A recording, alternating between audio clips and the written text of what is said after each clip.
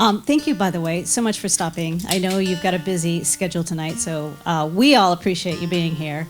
I did notice, Tyler, you've been here once before with Band of Horses. I think it was 2016. Carl, welcome. We'll expect you back. Okay. Celestin was released. It's been just over 2 weeks, and you've been out on tour.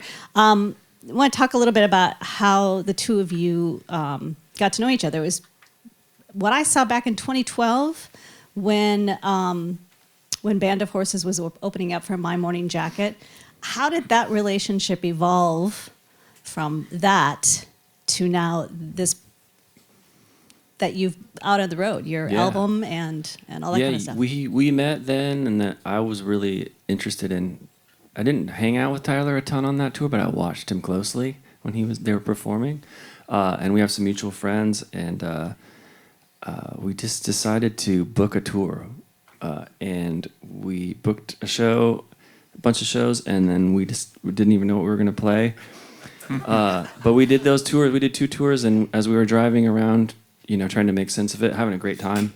It was great, but we were like, wouldn't this make more sense if we had an album? I'm like, yeah.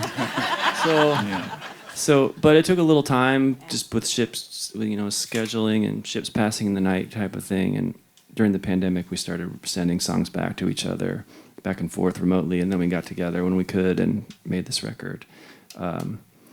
It's been really fun so far.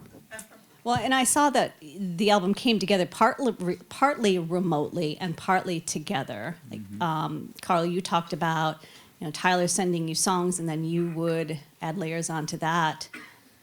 Was that a challenge? Probably not, because you had known each other so well at that point. Yeah, I feel like it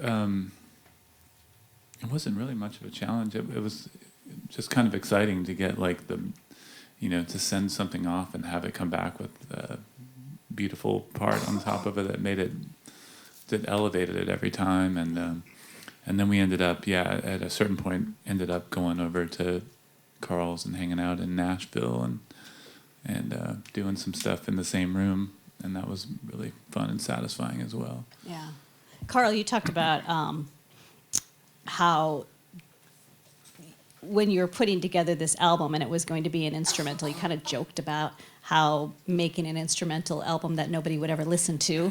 Obviously, that's not true, because you've got a lot of people here and you've got a tour going. But how did that idea of an instrumental album end up with a couple of songs with vocals on them too? I think when I say stuff like that, it's like to create a space where you have no one's expecting it, and so you can just kind of make it freely. I think we both listened to a lot of instrumental records together and on the tour, and we were like, let's try that, like that. So it was a jumping off point. And with recording or making a record, I don't care what concept you start with, it's never going to be the one you end with. And not exactly. So he played the song Flying Things, and I was like, that might work too, and then I played him Nevermind, and he's like, oh, that's cool. And then we put him in the playlist, and we were like, that's actually nice to have those come in, So we're not hardcore on anything. We're just following the path. That's a beautiful album. I mean, Thank you. The instrumentals, I've been listening to it, and it's just, I don't know if that's the times that we're in right now, but it has been really soothing. And sort of taken me out of what's going on, and I have a feeling it's done that for a lot of people. So I think the album hit at the right time. It's beautiful. Thank you. Thanks a lot. I did want to ask you, Tyler, about Flying Things, because you told a really sweet story about the inspiration behind this song. Could you share it with? Sure. Yeah, it was. That's a song I wrote for my daughter, with the help of my daughter. But it was it's kind of evolved out of this children's book that we read her when she was growing up, and called Dream Animals.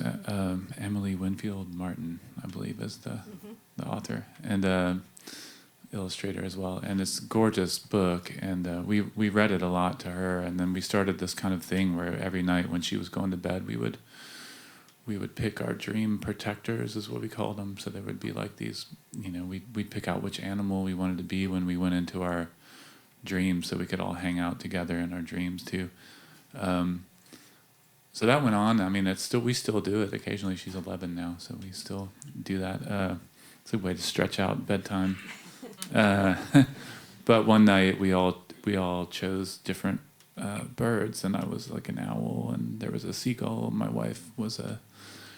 I think my wife was an owl. I was a hawk, and my daughter was a seagull or something like that. And turned off the light, and she said, "We're all flying things," and that was it. Just hit me as a really beautiful line for a song, and so the song came from that. I want to ask you one more thing, because you said that when you guys first went out on tour, I think it was 2019. Tyler, you talked about going into it blind, if you will, not knowing what to expect.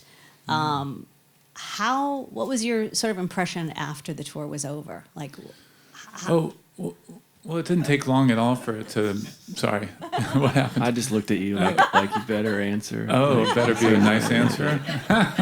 Sorry to distract. It took me a while No to pressure. process. No, just kidding. No, it was great. It was really instantly apparent that it was a really fantastic kind of match. Like our guitar styles together and our vocals together, I think, just feel like kind of like family harmony almost. I'm in my mind, it's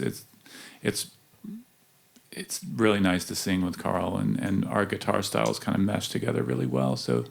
I just felt like we both came away just being like, let's do that some more when we have time to do it again. That's awesome. I'm glad you did. I know that there's talk about a new album, so I won't press you on that because you're putting together some new music. But you're welcome back anytime. I won't keep you. Like I said, I know you've got the Folk Fest going on tonight, and I will get out of the way. Thank you so much. We also have to celebrate Carl's birthday. Ah. This is his birthday. Happy birthday! Celebrate by singing your song right now. Yeah. All right.